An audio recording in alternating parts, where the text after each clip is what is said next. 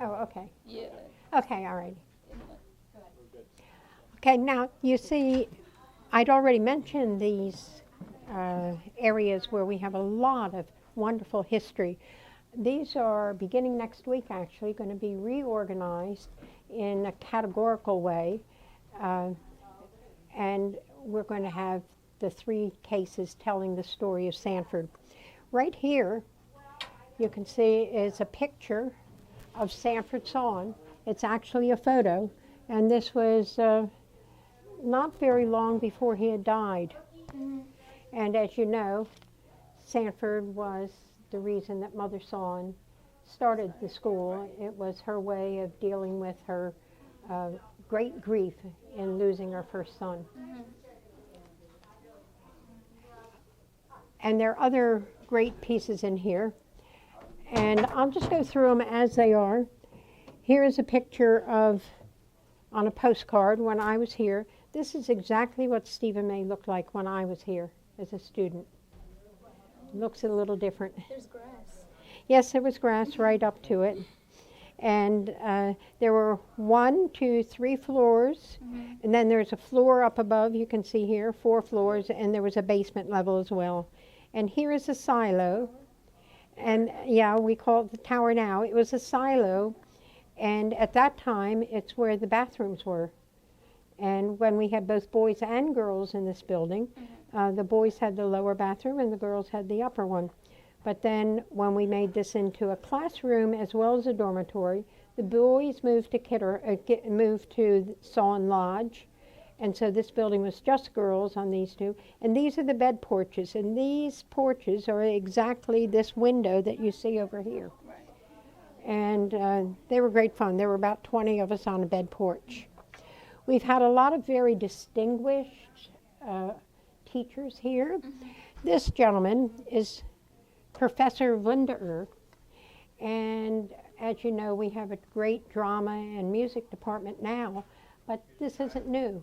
Ever since the beginning of the school, we've had wonderful drama and music, and part of the reason was because of this man, and part of the reason was because Ellen Q. Son thought it was very, very important, not only our academics, but both the performing and the visual arts be pursued by all the students. When I was here, we had to take a full year. Every year we took art, music, and we didn't take health at that time, but both art and music. Now, Professor Wunder, he lived on campus. He was a Jewish man, and I mention that is because the reason he came here was because he was Jewish. He was living in Austria during World War II, and he would have lost his life unless he came here. And Sanford has always welcomed their arms to anyone and everyone of the world, because Mother Son figured any person was a child of God. It didn't matter what religion or what your background or culture, Chinese or Middle Eastern or whatever. And so he came here, and of course, having a person of his stature, he was actually the first violinist in the Vienna Philharmonic.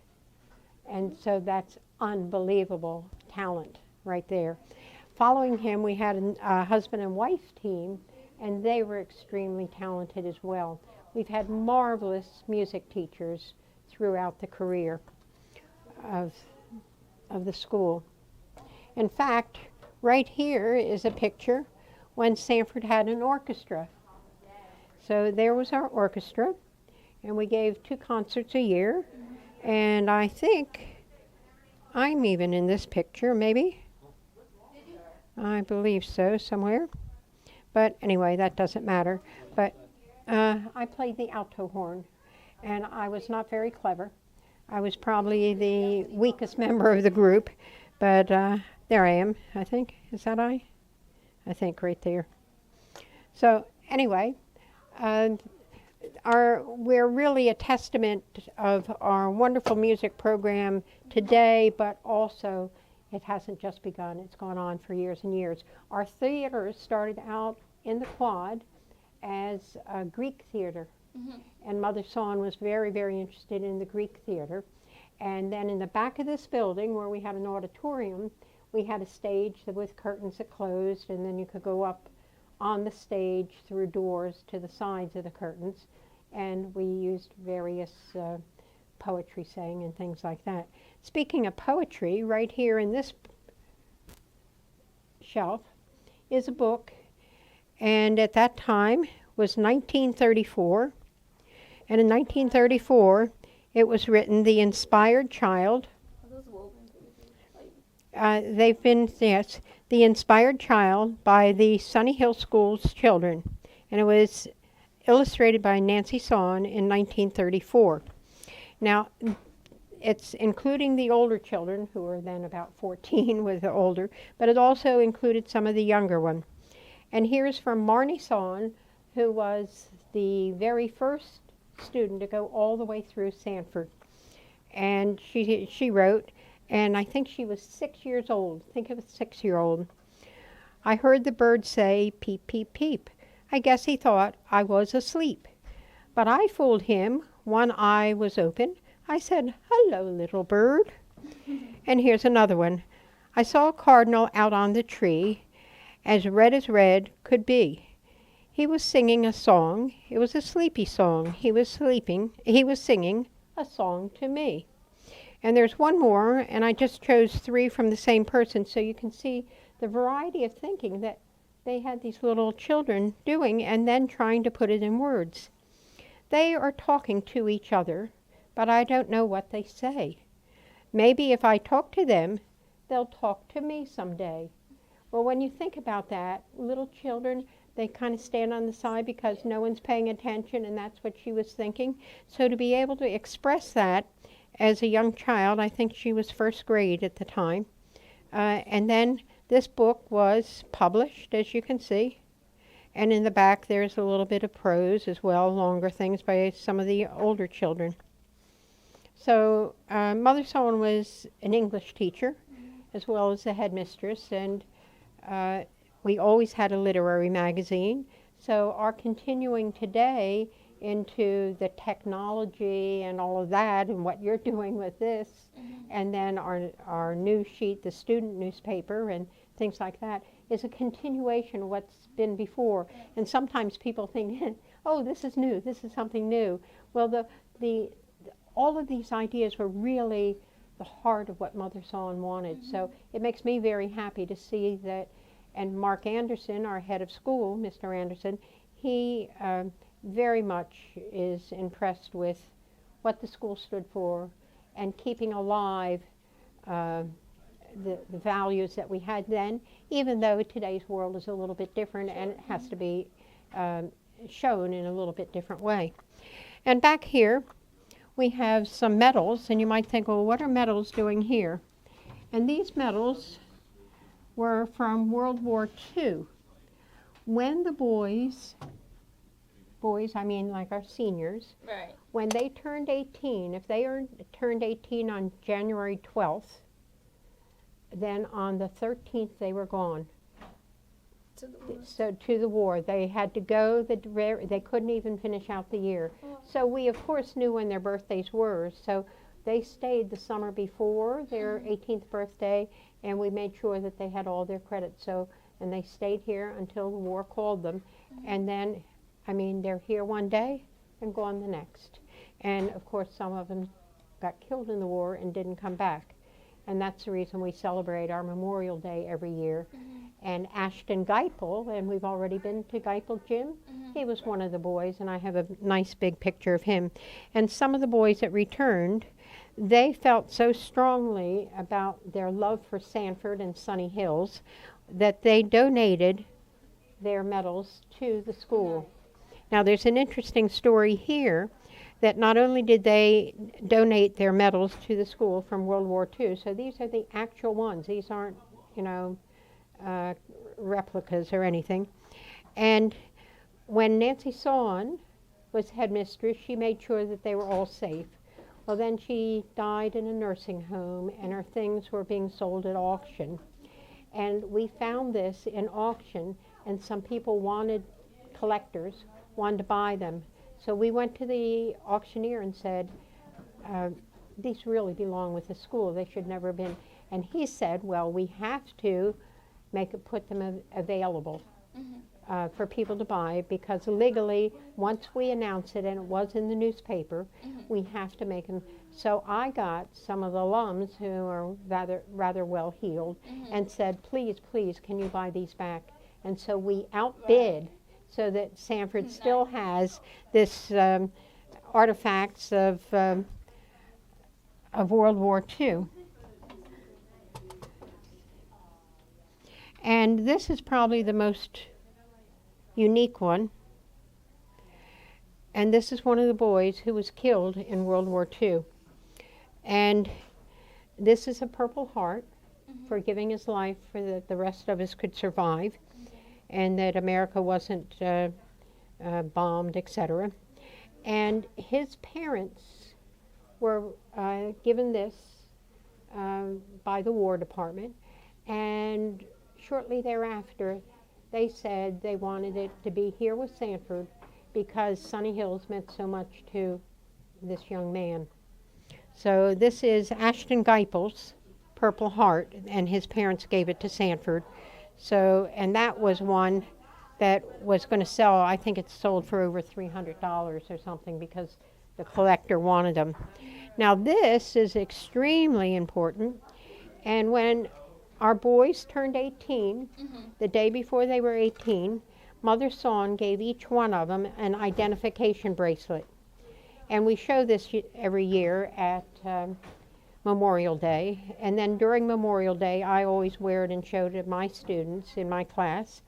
And it says Sunny Hill School, and the address is Wilmington, Delaware. Hockessin wasn't yet on the map. I mean, it actually was. Hockessin started in the 1600s, but it wasn't our official address. And on the back it says Mezpah, which comes from the Old Testament, meaning keep peace. And so she wanted to make sure that she was very, very religious herself. She was actually a Christian Scientist, but she never pushed us to be Christian Scientists, or did she choose people of not the Christian faith. She wasn't trying to convert anyone. She just wanted people to have faith, keep faith, and believe in powers above. So that was with every boy who went to war. Now, I had for years been hoping some nice German farmer would find it and send me one, you know, because it does say Sanford School, Wilmington, Delaware, and Delaware's so small it would have gotten here.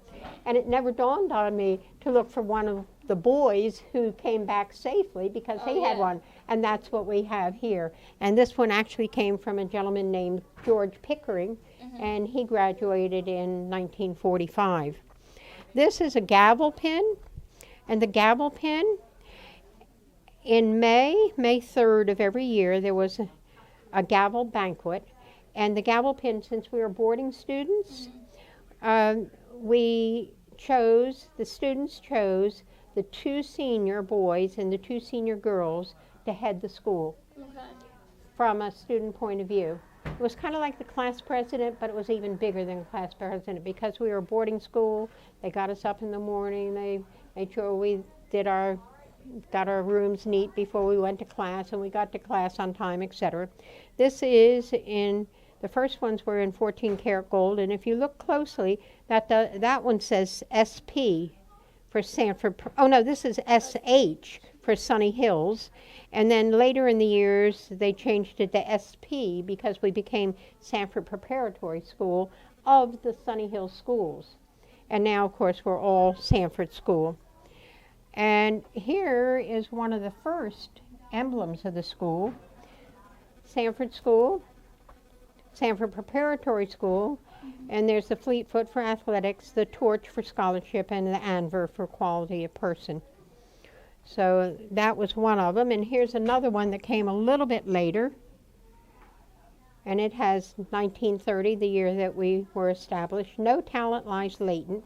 No Talent Lies Latent was originally written in Latin, and now we're using it mostly in English, and that's when we turned to Sanford schools, meaning lower school, middle school, and upper school. And when I was here, we all had these. These are what is called a Hotel Sterling. And once again, you see the SH emblem in the circle. And this one needs a little bit of polish on it at the moment. But that was, we all had, not us, but in the dining room. Every night in the dining room, we had tablecloths, flowers, and or candles on the table. And there was always a faculty member at every table, and we were assigned, the boys were waiters, and they took turns being a waiter and brought our food. Everything was served on the left, and then received. It's always easy to remember, RR, received on the right. So everything was done very formally. And of course we had grace, and grace could be in any language, any religion, but thanking for our food, etc. This is our original class ring, and it has that emblem on it that was on that little one, and this too is in gold, and the mineral is brown, and that's because our colors were brown and yellow. We were actually brown and yellow. And that is written in, the reason for that is written in one of the books that Mother Sawn wrote, and it was yellow for the sun and brown for the earth. That's the reason she wanted those colors. And this is one of the guy's pins. You can see it's rings, so you can see it's been worn quite heavily. See how thin it is there? So then in school, Mother Sawn believed in using your hands a lot. We had a lot of pottery built or made, and this is one of the pieces made here at school. And then we had little things made, such as for our little children, so that they could have a little tea set. And there were probably about a dozen of those, so they could have their little tea set. And pottery was made, and we didn't have the electrical kiln that we have now. We had an open kiln outdoors, and then in order to fire it, we had to, in the back of the kiln, we kept pushing wood in, and in the front of the kiln, we put in the pottery to be fired. And then all night long, students and teachers would take turns in terms of keeping the fire going and keeping it hot. And down here is another lovely piece. This lady was very talented. Yes, one of our students painted that. Yeah. So the good thing is all of this is going to be reorganized, and we have lots and lots of things, more things to put into it. If we come over to the next one, this was Sanford's 50th year in 1980, and the chapel has really become a symbol of the school and value systems and everything. And it was made here in Troy, New York, and there are very few of these left and available, but I've kept a couple to make sure they're very, very safe. These were original letters, and there was one of our original pins, Sanford pin. It's a chenille, and the boys always wear the big white sweaters with this on it, and then it was cool when you were able to, the girl was able to pinch it from her boyfriend or something. And there you see the Indian head. So indeed we were using it, but we never used the Indian head in a derogatory way. It was always honoring, because Delaware, Hockessin, it was where the Indians were, so it all fit in. And this class, that's one of the Sawns. That's Bill Sawn. He graduated in 1945. So this little book is the boys graduating class in 45, I believe.